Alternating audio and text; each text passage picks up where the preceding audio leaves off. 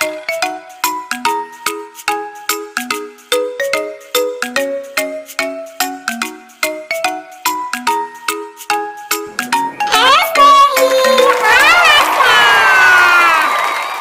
Dokter. Baik, Assalamualaikum warahmatullahi wabarakatuh. Waalaikumsalam warahmatullahi wabarakatuh. Selamat pagi, anak-anak. Pagi, Bu Dokter.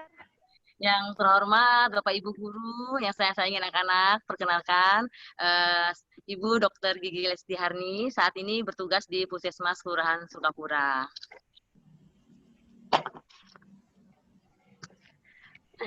Alhamdulillah pada pagi hari ini kita bisa kumpul ya dalam rangka pengenalan profesi dokter gigi. Yang mau jadi dokter gigi siapa? Angkat tangan. Siapa tuh? Ayo. Saya, Bu. Masih bisa loh. Dari guru mau kuliah dokter gigi lagi masih bisa. Boleh siap-siap, Bu. Kita langsung mulai aja apa gimana, Bu? Boleh, kita langsung mulai aja ya teman-teman ya. Oke, langsung mulai aja. Baik. Oke, Bu. Baik, hari ini kita akan ada kegiatan pengenalan profesi dokter gigi ya. Dokter gigi itu pasti pada tahu semua ya. Kalau anak-anak udah dengar kata-kata dokter gigi pasti udah takut ya. Aduh, nanti giginya dicabut, nanti giginya ditambal gitu ya. Yang pernah sakit gigi siapa? Angkat tangan. Saya, Bu. Wah, ternyata banyak ya Bu Guru juga ya. Sebelumnya Ibu Dokter mau perkenalkan dulu ini ruangan.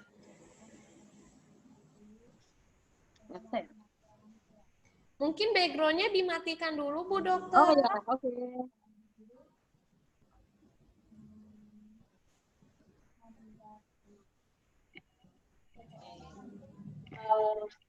Ini adalah ruangan praktek gigi di dental unitnya. Oke, lihat semua. Iya. Nah di sinilah anak-anak nanti akan duduk di sini ya. Dilakukan pemeriksaan gigi di sini. Di dental unit ini juga lengkap ya, lengkap ada buat tambal giginya, ada buat ngeburnya, tempat kumurnya. Oke. Dan di sini ada namanya kursi operator. Nah ini kursi ini ada dokter giginya duduk di sini. Nah, sini dokter giginya duduk ya. Oke. Oke, selanjutnya. Bu Dokter, maaf sepertinya videonya kepencet mati Bu Dokter, tidak muncul gambarnya.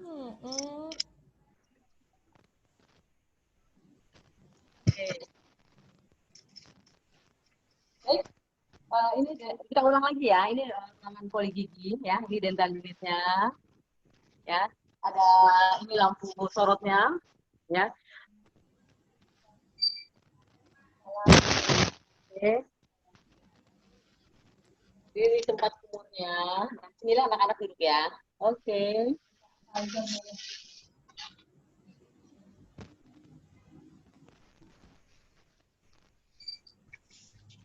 Baik, selanjutnya kita juga akan memperkenalkan beberapa alat yang sering kita temukan di ruang praktek dokter gigi ya. Ini adalah senjatanya dokter gigi ya, kaca mulut. Ini kalau dokter gigi nggak pegang kaca mulut bukan dokter gigi namanya. Karena dengan kaca mulut ini dokter gigi bisa melihat semua yang ada di rongga mulut. Dan kadang-kadang di dental unit pun sudah ada kamera kecil ya, mini kameranya ya, di mana nanti akan terlihat, anak-anak pun bisa melihat kondisi gigi anak-anak. Ya, kemudian juga ada namanya pinset, ini buat ngambil kapas kalau pada saat dibutuhkan ya. Ada juga yang namanya sonde gigi ya. Oke. Kemudian kalau untuk pencabutan gigi ada juga namanya tang. Ini namanya tang untuk pencabutan gigi. Ini tang pencabutan buat gigi anak-anak. Ini buat gigi dewasa ya. Tang ini untuk setiap gigi berbeda ya. Kalau gigi depan, gigi atas, gigi bawah, belakang itu tangnya berbeda. Jadi karena dia mempunyai bentuk kontur mengikuti bentuk kontur giginya sehingga memudahkan pada saat pencabutan gigi. Oke, kemudian seorang dokter gigi biasanya wajib menggunakan masker ya, menggunakan sarung tangan ya. Kemudian selama pandemi ini dokter gigi menggunakan baju yang berbeda karena kami wajib menggunakan, dokter gigi wajib menggunakan namanya alat pelindung diri level 3. Level 3 itu artinya menggunakan baju hazmat. Tahu ya baju hazmat ya yang kayak astronot ya. Pernah lihat di TV ya? Lihat kalau ada yang bawa pasien COVID, pasien corona pakai baju hazmat ya, yang kayak astronot. Dokter gigi pun selama masa pandemi COVID-19 ini menggunakan baju hazmat tersebut. Terus menggunakan masker N95, menggunakan kacamata Google, seperti itu. Oke, baik. Selanjutnya Ibu Dokter akan kita nonton dulu ya Bu Dela ya.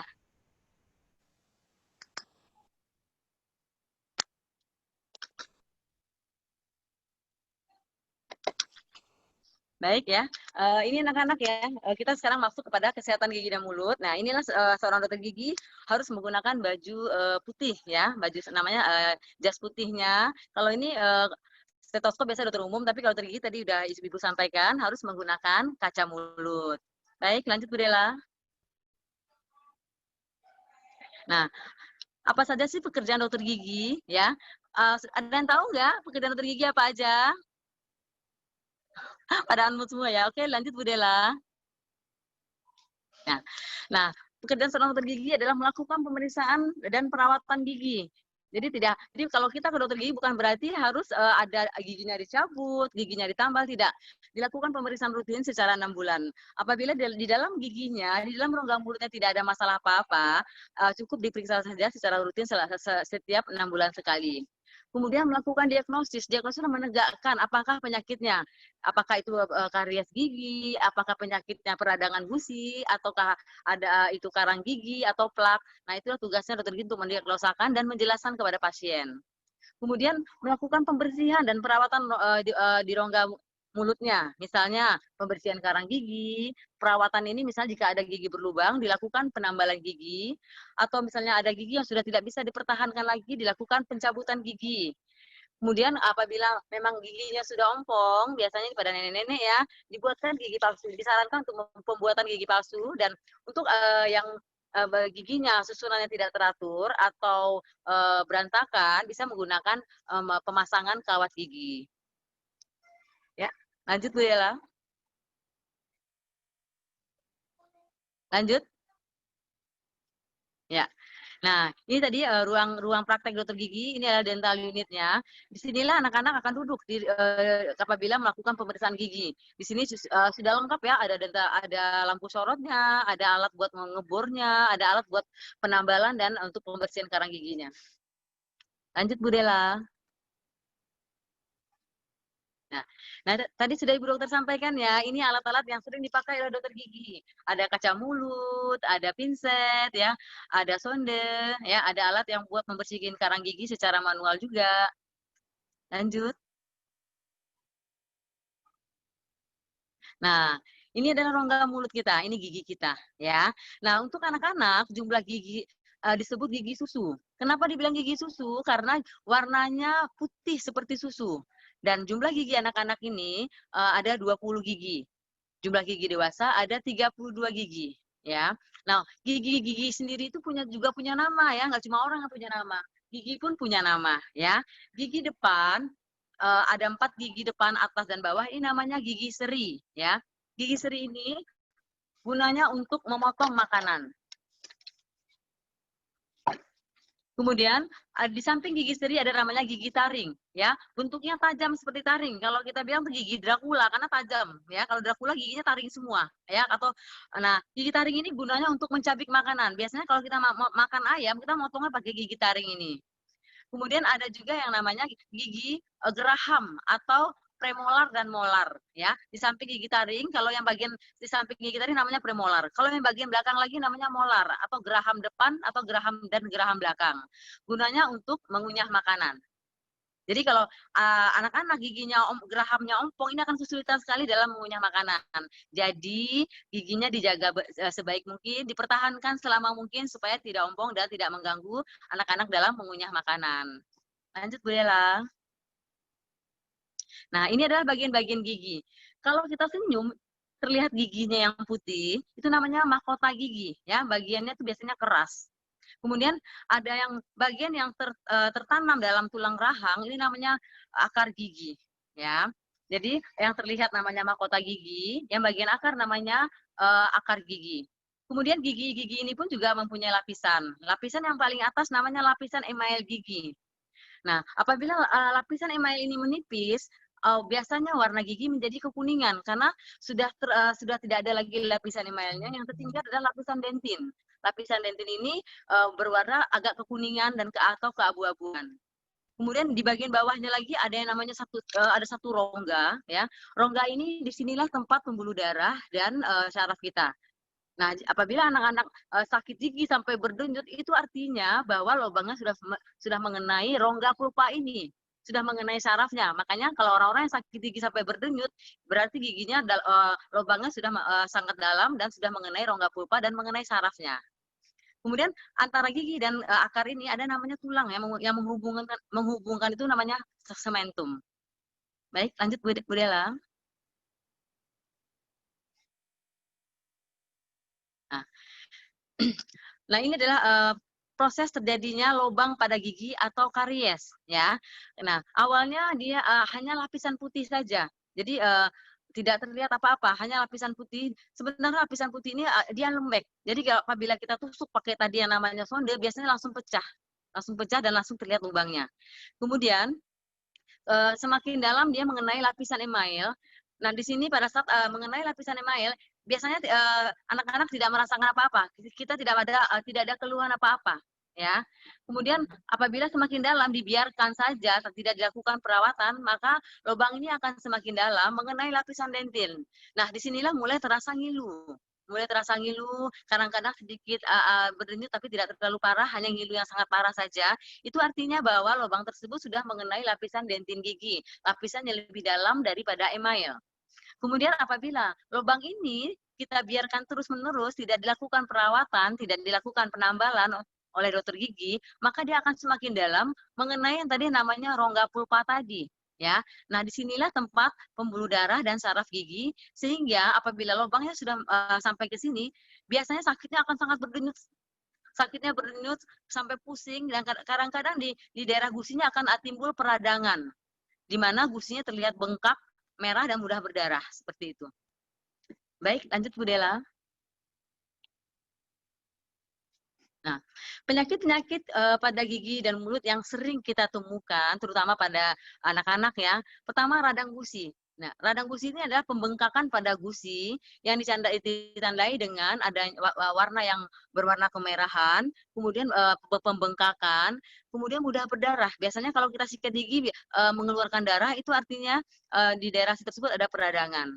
Nah, sering pada anak-anak, kenapa? Karena pada saat gigi anak-anak mau berganti dengan gigi dewasa, ini biasanya gusinya membengkak, ada peradangan. Pada saat pergantian antara gigi susunya sudah goyang, gigi dewasanya masih ada, nah ini biasanya gusinya ada peradangan. Makanya anak-anak lihat kalau giginya goyang, perhatikan gusinya. Biasanya gusi di sekeliling gigi yang goyang tersebut berwarna merah dan ada sedikit membengkakan. Kemudian penyakit yang kedua yang sering sekali pada anak-anak adalah plak gigi.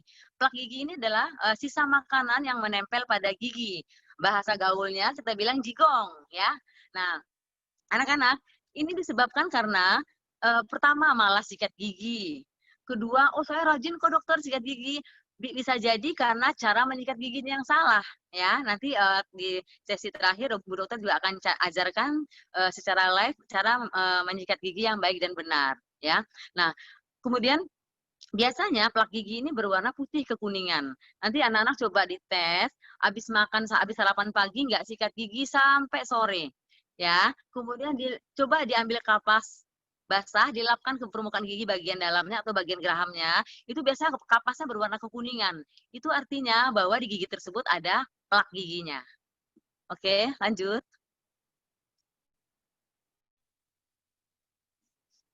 Kemudian penyakit gigi dan mulut yang sering juga pada anak-anak juga dan dewasa ini juga sering banget adalah yang namanya karang gigi. Karang gigi ini tadi kita sudah tahu plak ya, plak itu sisa makanan. Nah, apabila plak tadi kita biarkan terus-menerus ya, tidak kita bersihkan, lama-lama dia akan mengeras. Jadi plak yang dibiarkan terus-menerus lama-lama mengeras, akhirnya terbentuklah yang namanya karang gigi. Nah, karang gigi ini biasanya berwarna kuning, bahkan yang lama-lama bisa berwarna kehitaman dan biasa sudah keras sekali dan agak sulit untuk membersihkannya. Untuk karang gigi ini tidak bisa lagi dihilangkan dengan sikat gigi biasa. Jadi harus ke dokter gigi. Harus ke dokter gigi karena harus dibersihkan dengan menggunakan mesin. Tetapi kalau plak tadi masih bisa dihilangkan dengan cara sikat gigi. Nah, pada anak-anak karang gigi ini sering muncul. Kenapa? Karena pertama, anak-anak yang malas mengunyah. Bu Ya, dokter, Bu dokter, iya, Bu dokter, boleh ya. agak pelan-pelan sebentar Bu dokter karena katanya anak-anak ini kecepetan. Oke, siap Bu, siap. Maaf ya Bu dokter, terima kasih banyak. Oh ya. Oke, sekarang kita kembali ke karang gigi ya. Karang gigi ini terbentuk karena plak atau sisa makanan yang tidak dibersihkan. Akhirnya lama-lama akan mengeras ya. Plak gigi yang mengeras ini kita sebut dengan karang gigi. Ya. Karang gigi ini biasanya berwarna kekuningan atau bisa juga menjadi coklat dan kehitaman. Untuk karang gigi ini tidak bisa dibersihkan dengan sikat gigi. Jadi apabila ada karang gigi, terpaksa harus ke dokter gigi untuk membersihkannya karena harus menggunakan mesin khusus untuk membersihkan karang gigi ini. Oke. Kemudian pada anak-anak, karang gigi ini sering muncul karena biasanya anak-anak malas mengunyah makanan, ya. Kalau anak-anak yang suka ngemut makanan, jarang mengunyah, giginya tidak digunakan untuk mengunyah, ini bisa menimbulkan karang gigi, ya. Kadang-kala juga penyebab anak-anak tidak mengunyah makanan juga mungkin karena di gigi tersebut ada lubangnya, sehingga gigi sakit dipakai untuk mengunyah. Nah, inilah yang menyebabkan kalau gigi tidak dipakai untuk mengunyah, timbullah yang namanya karang gigi ini. Ya, karang gigi tidak bisa dibersihkan dengan sikat gigi, tetapi harus ke dokter gigi dengan menggunakan mesin khusus. Tetapi kalau plak yang tadi Ibu Dokter sampaikan atau sisa makanan masih bisa dibersihkan sendiri dengan menyikat gigi. Baik, lanjut Bu Dela. Nah, ini makanan yang merusak gigi ya. Permen, coklat, makanan-makanan yang manis dan lengket, ini adalah semua makanan yang bisa merusak gigi. Kenapa? Karena pada saat kita makan permen, makan makanan yang manis dan lengket ini, sisa makanan tadi menempel pada gigi. Ya, sisa makanan tadi, sisa permen tadi, sisa coklat tadi, sisa biskuit-biskuit yang lengket tadi menempel pada permukaan gigi. Kemudian anak-anak malas sikat giginya, malas kumur-kumur. Akhirnya makanan tadi memancing bakteri untuk muncul, ya. Memancing bakteri untuk muncul untuk menggerogoti gigi anak-anak sehingga giginya menjadi berlubang. Baik, lanjut. Nah, ini makanan yang baik buat gigi, susu ya. Susu mengandung kalsium yang tinggi ya. Ini bagus sekali untuk pembentukan tulang dan gigi. Jadi, anak-anak harus minum susu setiap hari ya. Paling minimal 2 gelas sehari ya. Kemudian juga sayur dan buah. Sayur dan buah ini adalah makanan berserat yang bagus sekali buat gigi karena pada saat memakan makanan berserat ini gigi kita dirangsang untuk mengunyah ya, sehingga proses tulang dan giginya menjadi kuat. Kemudian buah juga seperti itu ya. Selain susu juga ada makanan lain yang tinggi kalsium. Tahu, tempe juga termasuk jenis makanan yang tinggi kalsiumnya. Oke, lanjut. Nah, cara memilih sikat gigi ya, anak-anak. Anak-anak harus menggunakan sikat gigi anak-anak. Karena apabila anak-anak menggunakan sikat gigi dewasa, itu biasanya ukurannya terlalu besar, sehingga tidak bisa menjangkau permukaan yang di bagian belakangnya. Ya, jadi pilihlah sikat gigi khusus untuk anak-anak. Kemudian pilihlah bulu sikat yang halus, ya. Karena bulu sikat yang kasar itu bisa melukai gusinya anak-anak sehingga menyebabkan gusi mudah berdarah. Ya, kemudian pilih yang ujungnya membulat karena kalau kita lihat sikat gigi ada yang ujungnya kotak, ya, ada yang ujungnya membulat. Nah, pilihlah yang ujungnya membulat sehingga bisa menjangkau permukaan yang paling dalam, ya. Karena ujungnya kotak itu karena permukaan ujung dari rahang kita itu bentuknya membulat. ya, sehingga kalau kita menggunakan permukaan yang kotak ini tidak bisa menjangkau permukaan yang paling dalam dari rongga mulut kita, ya. Kemudian bulunya halus ya dan lembut ya. Ya, lanjut. Nah, ini cara menyikat gigi. Setelah ini juga Bu Dokter akan ajarkan secara live cara menyikat giginya. Untuk gigi permukaan depan, sikat dari atas ke bawah sembari diputar. Ya, kalau Ipin dan Ipin bilangnya bulat, bulat, bulat. Ya, atas ke bawah sembari diputar. Ya, permukaan yang samping juga seperti itu. Kita gosok dari atas ke bawah sembari diputar. Untuk permukaan yang bagian dalam, ya, yang dekat dengan lidah, dari arah bawah kita tarik ke atas. Ya, untuk yang gigi bagian depan dari arah bawah kita tarik ke depan. Ya, kalau yang rahang atas juga seperti itu. Dari arah gusi kita tarik ke bawah. Untuk gigi depan atas sama dari dalam kita tarik keluar seperti itu. Nanti akan Ibu Dokter ajarkan secara live. Ya, lanjut. Nah, jangan lupa ya, pada saat anak-anak menyikat gigi, juga disikat permukaan lidahnya. Kenapa? Karena lidah ini lapisannya tuh ada yang namanya papil-papil, ya, permukaannya tidak rata. Sehingga di sini sering menempel sisa-sisa makanan, ya. Makanya kalau anak-anak habis makan, coba perhatikan lidahnya. Biasanya lidahnya berwarna keputihan. Itu artinya ada sisa makanan yang menempel pada lidah. Makanya pada saat sikat gigi sebaiknya lidahnya juga disikat, ya. Kadang-kadang tarik ke arah keluar. Oke. Kemudian sebelah sini juga seperti itu, dari arah gusi ditarik. Untuk gigi depan dari arah gusi ditarik ke arah luar. Untuk rahang bawah dari arah gusi kita tarik ke arah atas. Ya, seperti ini. Kemudian gigi depannya dari arah dalam ditarik ke arah luar. Oke, ya. Tadi juga Bu Dokter sampaikan, jangan lupa lidahnya disikat. Disikat ke arah luar, ya. Karena setiap gigi itu punya masa tumbuh yang berbeda-beda, ya. Kadang-kadang udah goyang, udah copot duluan, tapi gigi dewasanya belum muncul. Itu nggak apa-apa, nggak usah khawatir, ya. Pernah dicopot aku giginya. Terus sampai sekarang belum tumbuh ya? Belum. Soalnya mamanya saya itu dokter. Oh gitu, hebat ya. Kalau misalnya biasanya kalau lebih dari setahun baru dicek ya, dicek giginya ke dokter lagi, dilihat apakah ada benih giginya di dalam tulangnya apa tidak. Maha suci Allah yang telah memudahkan kendaraan bagi kami, sedangkan kami tidak bisa memudahkannya, dan hanya kepada Allah kami kembali. Amin. Amin.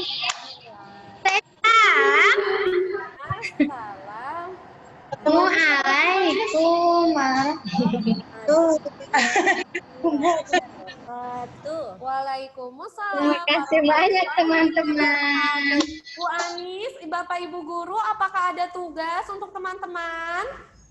Tidak, hanya ini aja, mengirimkan foto Twibbon. Nanti ya teman-teman akan Bu Guru kirimkan Twibbon. Teman-teman silakan pakai. Ya, kenang-kenangan. Terima kasih banyak teman-teman. Terima kasih banyak Bu Dokter. Terima kasih banyak Bu Lesti, Bu Dokter. Terima kasih banyak. Bye. Boleh live ya, kan selamat istirahat. Bye, wassalamualaikum. Banyak. Pamit dulu ya Bu Guru, teman anak-anak Ibu pamit dulu ya. Assalamualaikum. Ya, Bu Dokter. Waalaikumsalam, Bu Dokter. Salam. See you teman-teman 1A, see you teman-teman 1B, see you teman-teman 1C, see you teman-teman. Dadah. Kita live ya?